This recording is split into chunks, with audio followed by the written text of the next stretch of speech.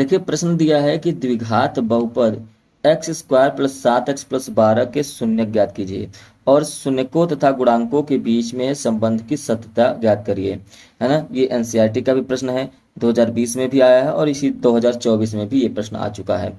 तो सबसे पहले x square plus 7x plus 12 के शून्य ज्ञात करते हैं। तो शून्य ज्ञात करने के लिए आप यहाँ पे x square plus 7x plus 12, अब यहाँ पर आपको करना क्या पड़ता है कि इस 7 को दो भाग में ऐसे तोड़िए, याद से समझिए। इस 12 को दो भाग में ऐसे तोड़िए, जैसे मान लीजिए चाहते हैं 12 होता है, और इन दोनों गुणांकों को जोड़ने पर या घटाने पर कितना आना चाहिए, 7 आइए। तो जैसा मैंने यहाँ पे लिखा हुआ है, आप देख रहे हैं कि 4 और 3 का गुणा करेंगे तो क्या आएगा 12, और इस 4 और 3 को जोड़ देंगे तो क्या आ जाएगा 7। मतलब जहाँ पर 7 है वहाँ पर आपको 4 प्लस 3 लिखना है, ठीक है। मतलब एक्स स्क्वायर प्लस 4 प्लस 3 और ब्रैकेट में x प्लस 12, ठीक है। X square plus 4x plus 3x plus 12 बराबर में 0, है ना। हर जगह 0 कर देंगे क्योंकि हमको शून्य निकालना है। तो इन दोनों में से कुछ कॉमन लेना है, इन दोनों में से कॉमन लेना है। तो यहाँ पहले वाले में से कॉमन लेंगे तो x कॉमन ले सकते हैं, x प्लस 4 बचेगा। दूसरे वाले में से 3 कॉमन लेंगे तो x प्लस 4 बचेगा। दोनों जगह से आप देखें तो x प्लस 4 कॉमन है, तो बचा क्या, x प्लस 3 बराबर में 0। तो एक बार x प्लस 4 के बराबर 0 रखिए, एक बार x प्लस 3 के बराबर में 0 रखिए। तो x बराबर क्या हो जाएगा यहाँ से -4, और यहाँ से x बराबर क्या हो जाएगा -3।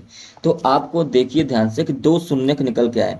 जो पहला शून्यक निकल के आया वो -4, जो दूसरा शून्यक निकल के आया वो -3। और इसी जगह पर अगर आप ध्यान दें तो जो आपका ये समीकरण दे रखा है ना, क्या x square plus 7x plus 12 बराबर 0, यहीं पर अगर आप तुलना करें द्विघात समीकरण से तो A X square plus B X plus C बराबर में 0 होता है। तो ए का मान कितना हो गया 1, बी का मान कितना हो गया 7 और सी का मान कितना हो गया 12, ठीक है। यहाँ तक आपने निकाल लिया। तो अब क्या करेंगे, अब करेंगे यहाँ पर शून्यकों का युगफल। सत्यता की जांच के लिए क्या करते हैं, आप यहाँ पर लिख लेंगे कि सत्यता की जांच के लिए,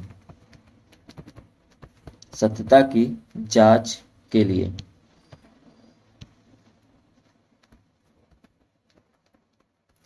ठीक। तो सबसे पहले शून्यकों का योगफल, शून्यकों का योगफल बराबर क्या होता है, तो आप कहेंगे कि शून्यकों का योगफल बराबर होता है -c/a होता है। तो शून्यकों का योगफल शून्य क्या आपने निकाला है, तो आप कहेंगे कि शून्य तो हमने सर यहाँ पर एक -4 एक -3 निकाला है, तो इन्हीं दोनों का योगफल निकालना है। तो -4 प्लस -3 इन्हीं दोनों का योगफल निकालना है बराबर में माइनस, ये b/a होता है, ये थोड़ा सा मिस, ये b/a होता है, ठीक। तो यहाँ पर b का मान कितना है, कहेंगे 7, a का मान कितना है, कहेंगे 1। यहाँ पे देखिए ये इसको हल करेंगे तो -4 -3 बराबर में -7 हो जाएगा, और ये भी -7 बराबर में -7, दोनों बराबर हो गए, अच्छी बात है। अब इसके बाद शून्यकों का गुणनफल, शून्यकों का गुणनफल इसके बराबर में होता है c/a। तो यहाँ पर देखिए शून्यकों का अगर आप गुणनफल निकालें तो शून्यकों का गुणनफल मतलब -3 गुणे -4 यही होगा, और c का मान कितना है 12 है, और a का मान कितना है, a का मान कहेंगे कि 1 है, a का मान कितना है 1 है। तो यहाँ पे -4 गुणे -3 करेंगे तो ये कितना आ जाएगा, क्योंकि -12 आ जाएगा और इधर -12। तो इस तरीके से आप देखिए यहाँ पर जो प्रश्न दिया गया था कि शून्य और उनके गुणांकों के बीच में जो संबंध ज्ञात कीजिए, सत्ता की जांच करना था, वो हमने कर दिया, क्योंकि ये दोनों का मान बराबर आया, यहाँ पर भी बराबर आया। यहाँ पर हमने जो इसका ये अल्फा और बीटा निकाला था, मतलब जो शून्यक निकाले थे। उम्मीद है कि ये क्वेश्चन आपको समझ में आया होगा। समझ में आया तो लाइक करें, शेयर करें, और चैनल पर पहली बार है तो जरूर से जरूर सब्सक्राइब करें। चलिए मिलेंगे नेक्स्ट क्लास में। Thank you, have a nice day.